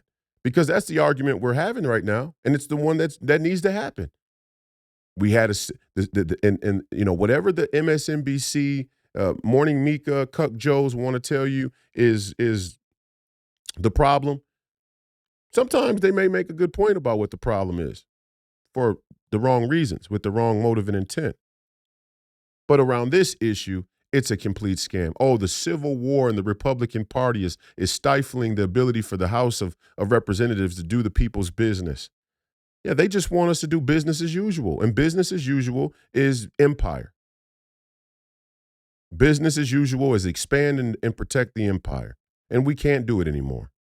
And the only way we can preserve and protect the empire now is if we can see the empire to people, individuals, brokers who have no loyalty to American citizenship and the fundamental ideas of America. No loyalty whatsoever. No loyalty whatsoever. We can't preserve the empire. But what Warning Mika and Cuck Joe want to say is the war in the civil war in the Republican Party is a sign of them being unhinged and crazy. And these extremists like Matt Gaetz and now Mike Johnson, who they didn't have a problem standing up and clapping for, but you could see as Mike started to speak about a more conservative platform, they were slow to hold their applause, right? And that's kind of the theater that has become common there in the well of the Congress. And to be quite honest, I didn't like the whole humorous sort of vibe of what took place in Mike Johnson's acceptance speech. Now, I know things have been very tense, and they've been there for months to try and figure this out. And Mike is a nice and funny guy, and he's a very charismatic guy. I really think he has a bright political future, to be quite honest. But we're on the brink of world war. What is everybody giggling about? And that's why if the Hatchet Man made it to D.C., you'd see a whole different tone. Because I'd stand up in the well of the Congress. I would stand up in the well of the Congress in the middle of somebody's speech and say, what the fuck are y'all giggling about? Just like when I'm coaching the young basketball team and we're talking about an important concept and we got a few young guys, mind you now, these are high schoolers, they're children effectively. But you still got to remind them, what are you laughing about? What's so funny? What are you giggling about? Is there something more important than what we need to do right here? Is this a laughing moment? We don't have the luxury to laugh. We don't have the luxury to joke. The only thing we have time to do right here, right now, is focus on how we come out of this death spiral. And if we can't find the courage and the discipline and the commitment to do that, We are signing our own destruction. So I invite Mark Levin to a debate because we do need to have a civil war within the Republican Party. We do need to hash out what the ideas of the Republican platform are going to be going forward. We do need to have the battle between the rhinos and MAGA, the neocons and the America Firsters. We do need to have the fight within the MAGA movement. What is MAGA going to be? These fights are supposed to happen at these different levels, and all the people who are afraid to come forward and make their ideas and their views known to the public, all of these people should be disqualified. If you don't show up to the game, you forfeit.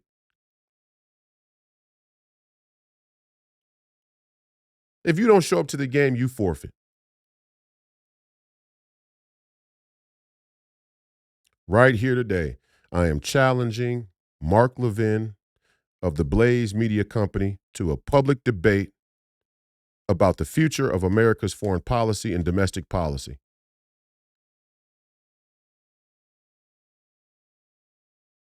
And I also challenge the great Jason Whitlock to step into the shoes and fulfill his role as the truth teller, the leader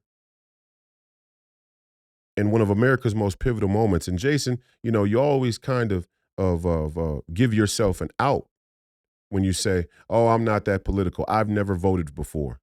I'm not that political. I don't really know that much about politics." Look, I'll tell you, like I'll tell everybody else in the country, everybody else that watches this, anybody else who hears it, you may not be interested in politics, but politicians are interested in you. Politics are interested in you. Political agendas are interested in you.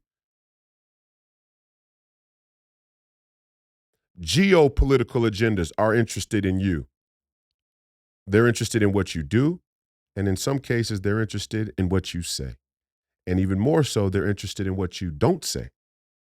And that's the world we live in now. That's the time we're living in now. What will people not? I don't care if people don't want to watch the show or watch the segment because they just come to hear about football. Do I really give a fuck about that audience? Honestly. And in what strange, perverse stretch of the imagination would we believe that the people who jerk off and get their fulfillment of intellectual curiosity by musing at professional sports as third party viewers are the people who are actually going to be motivated and inspired into political action? That's a lie we're telling ourselves. And we use the same sort of corporate spirit and model that they've used to brainwash people to try and lay out our battle plan. Like we think, just like the NBA would say, hey, if you get everybody watching the show, then you can give them the virtue signal of Black Lives Matter that will bring up the consciousness of everybody and create a better world. No, many people who watch the NBA came there under false pretenses.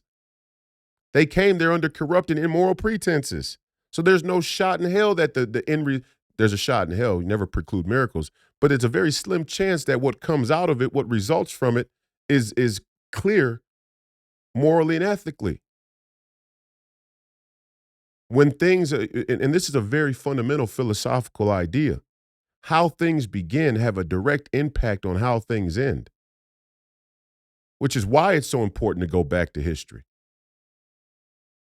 And it takes some type of profound sea change within the trajectory of from how a thing begins to how a thing ends to change the course, to be able to change the course of the end of a thing. And we kind of flirt with that idea, or we kind of touch on that idea when we talk about things like time travel. And you'll see at the highest, at the highest level of the human imagination and extrapolation, you could say, of an idea like time travel and uh, temporal, time, uh, reality. We're trying to, think about that.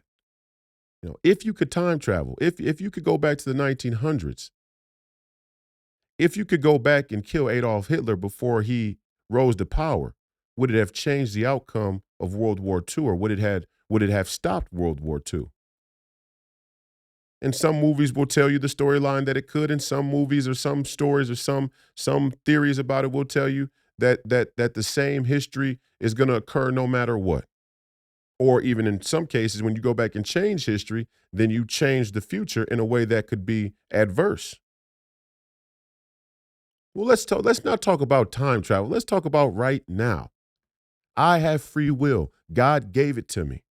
If I want to go out today and minister to a young man on the street, a young black man on the street, and tell him to come back to God, like I saw in the comments, I saw somebody from Tuesday's episode say, hey, I'm a believer.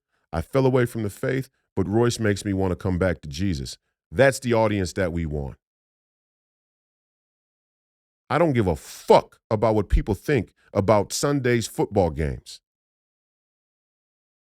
I don't care. And to be quite honest, and look, I'm not saying that you can't go to the football game to minister and to evangelize, to talk about freedom and sovereignty. I'm not saying you can't do that, but you better be doing it with a full throat.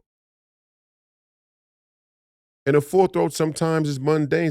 How can we expect the American people to understand the complexity of the institutions that preside over them if we never want to talk about the complexity?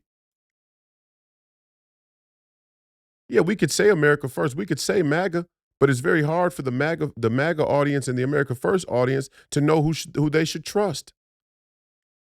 Because as MAGA rises, it's going to be easy for people to stand up and say that they're MAGA when they're really not.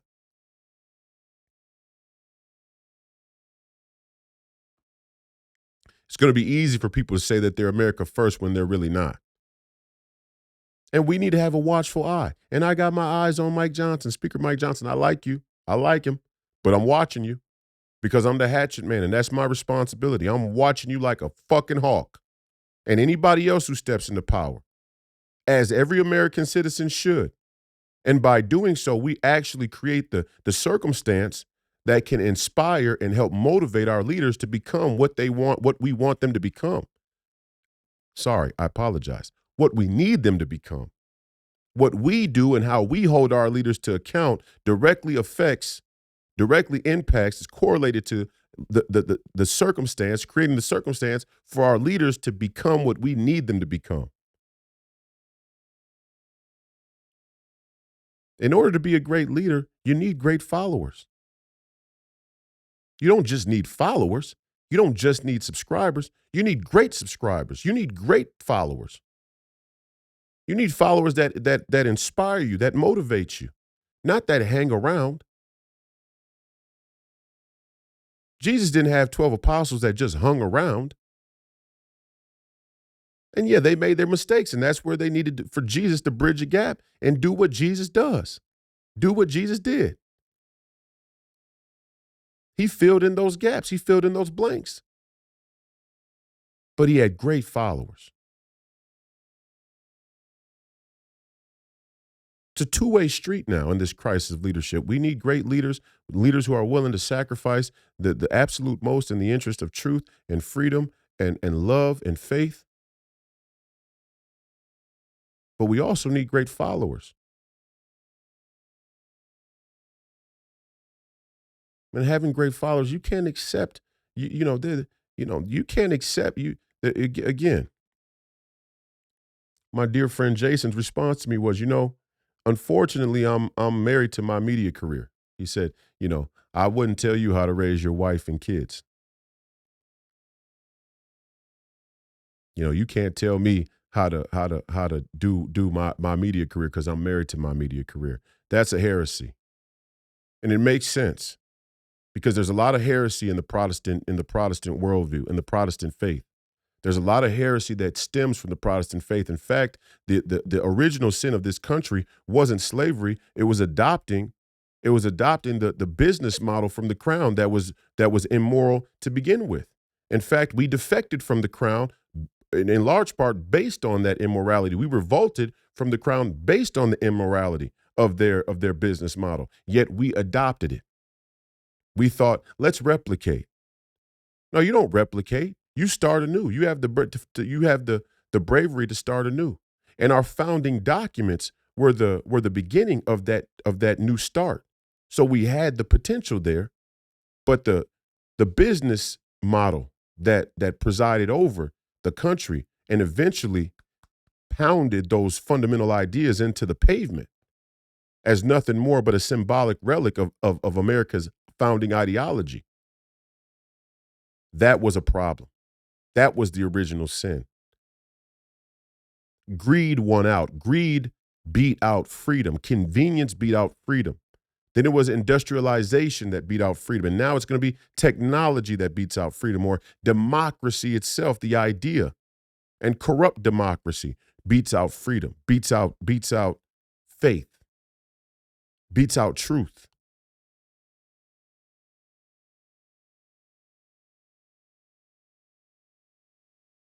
That was an original sin.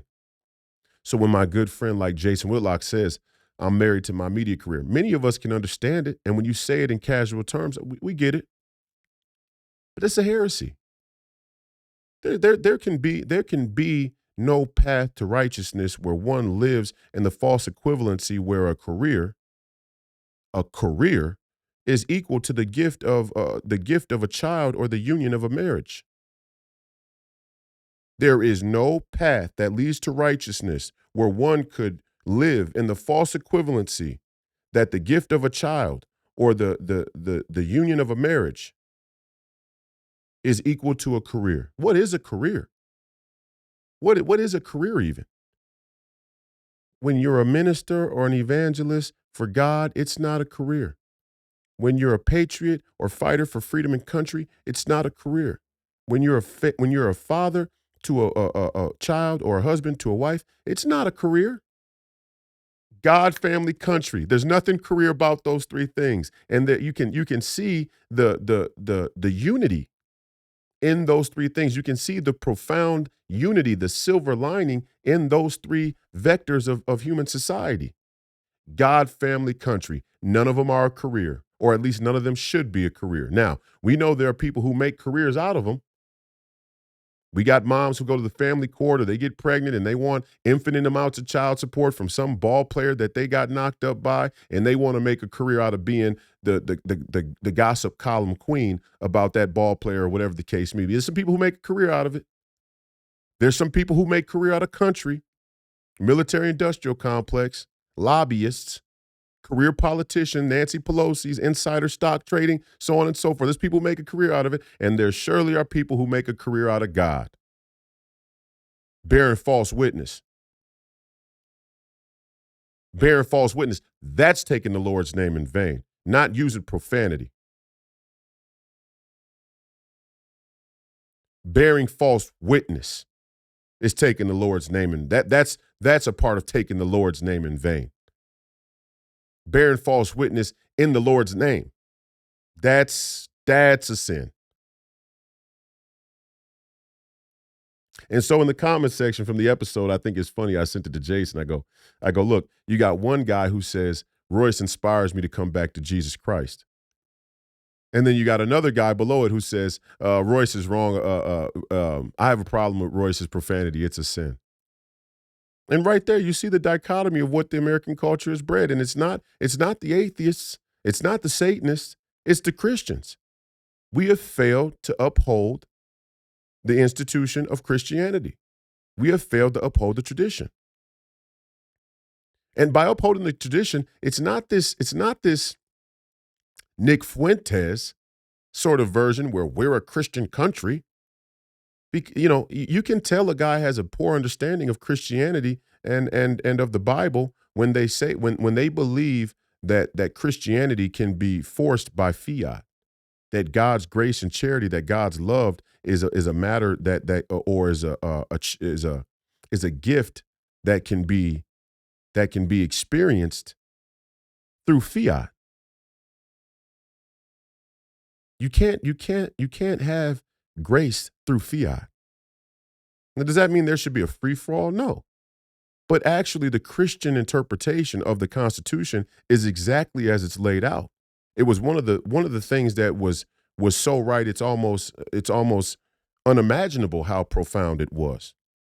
That we don't want people to be forced into submission to God. We want people to be able to choose it of their own free will, the same way God set it up in the fundamental underpinnings of our very existence. That's what we want as a country. So we don't want a Christian country. We want Christians to run our country. We want Christians to protect our country. We want Christians to protect the institution of Christianity. We don't want our country to become a satanic country. And those are two very different things. On the road to Damascus, when Saul ran into Jesus, was Saul a Satanist? No, he was a blasphemer. He didn't have faith. He didn't believe, but he wasn't a Satanist. He was a bad person. He was misguided. He was lost spiritually, but he wasn't a Satanist. Right now, we have Satanists that are running the country, and that's what we should protect against. And in that way, you know, your Nick Fuentes are the furthest end of the controlled opposition, right? Because ultimately, what they serve in the narrative is we should have a Christian country. We should have a white Christian country for the most part. That's what he's kind of saying. We should have a white Christian country, and all it does is push all of these people back into the left's arms. And it's very hard to see that. It's very hard to see where certain individuals are servicing the narrative in such a way that they're actually pushing people back across the line into the arms of Satan. And you got to ask yourself, like I did on Jason Whitlock's show a year back, who is Nick Fuentes? Who are these people? I don't care what they claim to be. And me and Nick, respectfully, me and Nick would agree with many of the fundamental tenets of America First foreign policy approach. And there's a lot of people out there that I would agree with about a lot of things. But that 1% is still a Rubicon. That 1% is still a Rubicon that has to be journeyed through, that has to be traveled. And I don't preclude any miracles with Nick Fuentes or anybody else. Hell, I don't preclude any miracles with Joe Biden. All of these people. Look, if you start to believe that God can't put his hand into people's lives, then by definition, you've lost the meaning and sense of Christianity. Now, am I holding my breath? No. I have the right with my own free will to make my own righteous judgments or my own judgment about the situation in righteousness and my own journey of faith. In the final analysis, I don't preclude miracles with these people. I also don't think they should be the thought leaders or they should be the political leaders of our society. And I say all that to say right now, hey, maybe it's the business at Fearless. Maybe it's the traffic or the financials. I'm not involved like that. I've never been involved. I've never taken any money to contribute on Fearless. I'm not a part of the business like that. All the time I've contributed to Fearless and the Fearless audience is just to inform, is just to educate, is just to help elevate the conversation. That's it. That's my only objective. Now here at Free People Radio, yeah, we want to sell T-shirts and some things like that to break even. We don't want to. I'm not trying to get rich up. First off, I don't need to get rich. I don't need any money from podcasting, to be honest. I don't need that. I don't need that. At least I don't feel I need that. Just like I don't need any money from running for office. I'm not turning being a senator into a political career. That's why one of my first actions as a senator would be to bring legislation or bring a bill or change the limits of terms, to create term limits so that it can't become a career, because that starts to erode the effectiveness, the ability to be moral and ethical. Same thing with the podcast. I'm not doing this for the money. Not doing this for money. When I changed to MMA, I wasn't going into MMA thinking about getting rich. I'm not into MMA. I don't train MMA. When I go to the gym and I spend an hour and a half drilling and training and sweating and putting that time on the bag and hurting your hands or hurting your body when you grapple and you wrestle or whatever the case, I'm not doing that to get rich. I did it because my body is a temple, and it helped my body to be able to exercise in a competitive nature. And it also helped to be able to be experienced in high pressure combat situations for real world use if need be, yeah. But also just the practice of being under high pressure situations and calming your mind down and being able to evaluate and assess the situation under those high pressure moments. None of it's about the fucking money. And I'm not anti-money, but the love of money is the root of all evil. And people seem to have this arrogance about them that they're doing well with the difference between money itself and the love of money. I would say en masse, when we look out in society, we can see that the love of money has won the day. You can say, oh, it's the love of money is the root of all evil, not money itself. Money is fine. Yeah, that's that same fucking rhino, neocon, lukewarm, milquetoast conservatism, free market enterprise, free trade, a crony capitalist scam that has us in this fucking situation. Respectfully to anybody and everybody out there, that's how we got here. That's how we had Obama asked for $1 billion, during the financial crisis. That's how we had the $1 billion get passed, and then that's how we had the $1 billion get passed, and then Obama run the debt up, and we've continued to run the debt up to $33 trillion. And the $33 trillion debt is the main issue. It is the fault line. If we're going to live, and let me say this to end. The $33 trillion debt, the $172 trillion debt and unfunded liabilities is the fault line if we're all going to continue to agree and pretend like we're living harmoniously in this global fiat currency system.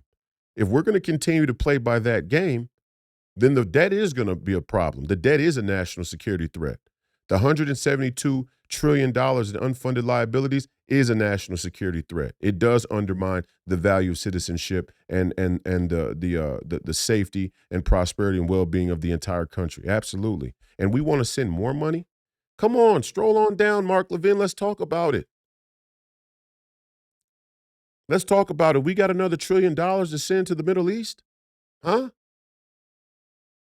We have another $1 trillion to send to the Middle East. We have another $1 trillion to send to the Ukraine or to Taiwan when the time comes. How far are we going to go with this?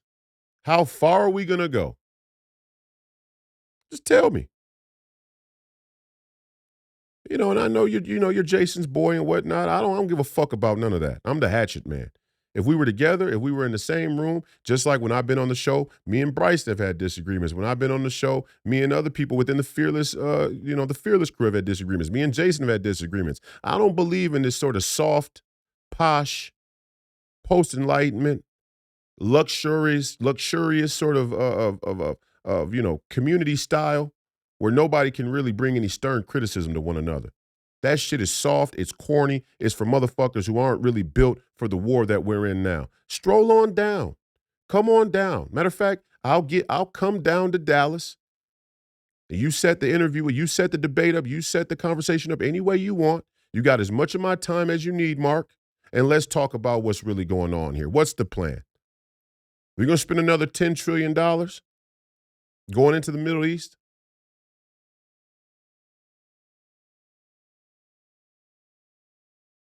I mean, let's talk about it. Let's figure it out.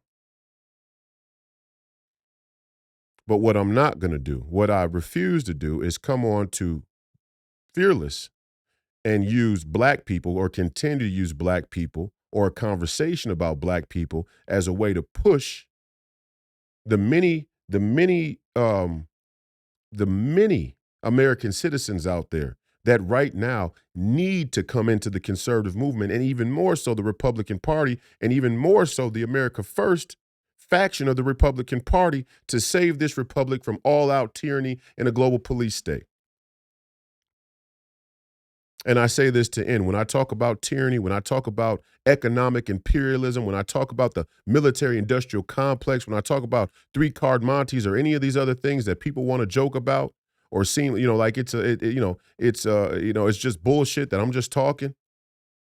Well, our founding fathers said very clear, when a government fears its people, you have liberty. When the people fear their government, you have tyranny. What type of country are we living in now? And even more important question, what the fuck are you willing to do about it? Not what are you willing to talk about, what are you willing to do about? See, I talk here on the podcast, but right now in Minnesota, we're organizing the Free People of America to be a citizens union that not only organizes political action in between elections and in elections here in Minnesota, but to have chapters all across the country and potentially all across the world.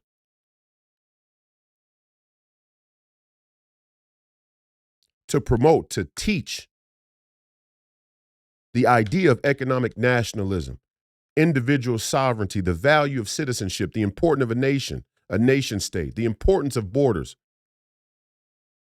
So we can move past this scam of globalism and climate change and international cooperation and all that bullshit. Do you see international cooperation when you look out there on the world stage? Or do you see a bunch of proxy wars, a bunch of espionage, a bunch of dark money and secrets?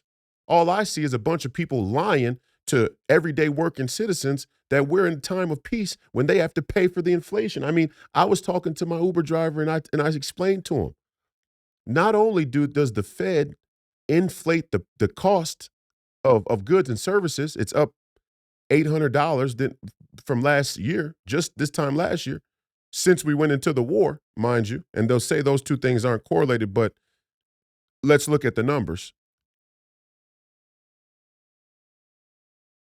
Not only do they inflate, not only do they cause inflation, but then they're going to take your tax money and agree on a budget item to pay for a military campaign where the military contractors and manufacturers make you pay an inflated price again for the goods.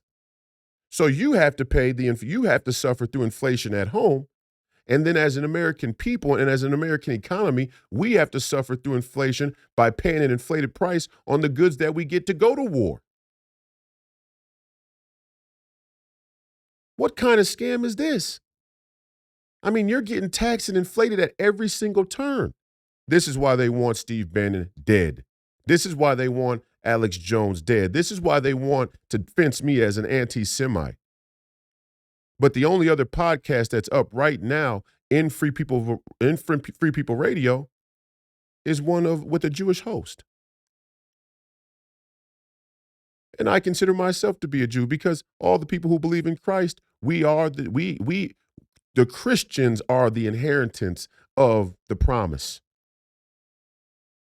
The Christians were promised. We are the Jews.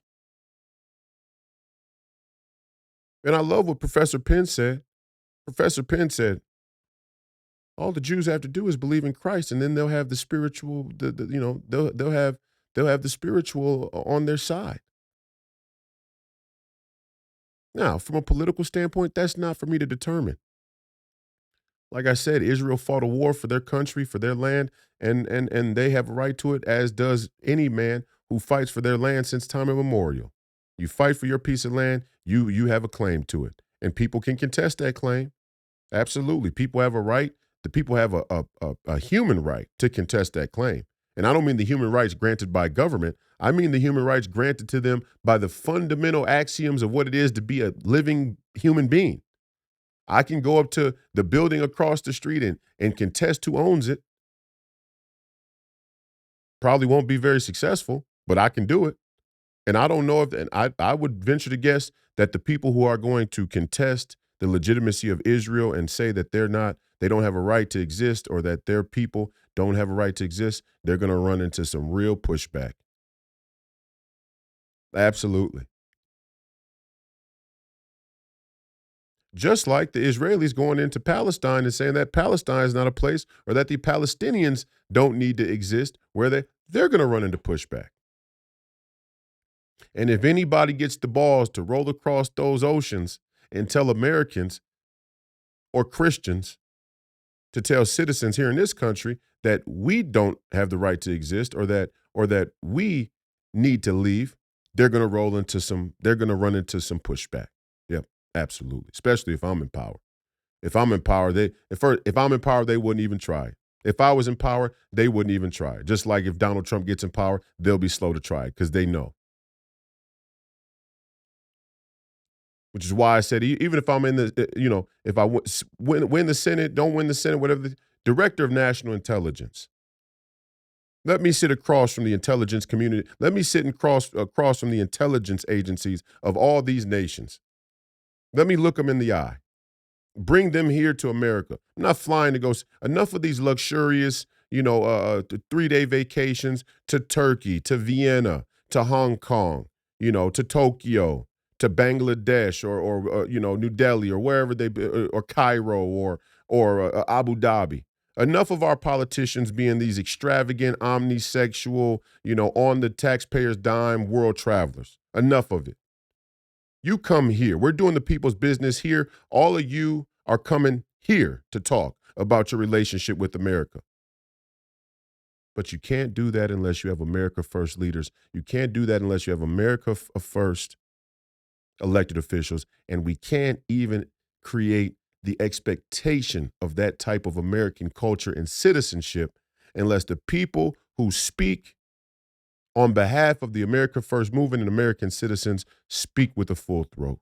My dear friend Jason Whitlock, the time is now. You've been chosen. Take up the mantle. Throw the petty bullshit aside. All your fans will still be there. When we cross the Rubicon and we've actually won 5 years from now, and we can talk about football not under the threat of nuclear war, those people will still be there.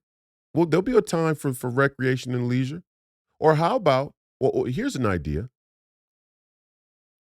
Why haven't we created a secondary show? Because obviously the Glenn Beck audience and the Jason Whitlock audience are probably significantly different in some respects. Why isn't there a show? Why haven't we created an entire secondary show on the Blaze? Under the Blaze, with Jason. Why is it because I talk about the anti-Jews that the Blaze would never give me an opportunity to have my own show on the Blaze? Mark? There's all this business that happens. There's all these little corporate little dealings that go on behind closed doors. And my simple statement is this. Everybody gets to decide how the country burns now. Everybody gets to decide how the country goes down now, or how the country continues as a shell of its former self. Make your decision. Live with your decision. This has been another episode of Please Call Me Crazy, brought to you by Free People Radio. I am your host, Royce White, here in the belly of the beast, Minneapolis, Minnesota. We appreciate your viewership and listenership today and in the future. Be sure to go to freepeopleradio.com, browse around the site, find where you can watch and listen to the podcast, visit the store, buy a couple items of merchandise if you want. Should have some fun with that. Visit our Patreon platform, donate a few dollars if you can. We just want to break even. We're not trying to get rich. We want to be able to sustain bringing you the conversation. That's it.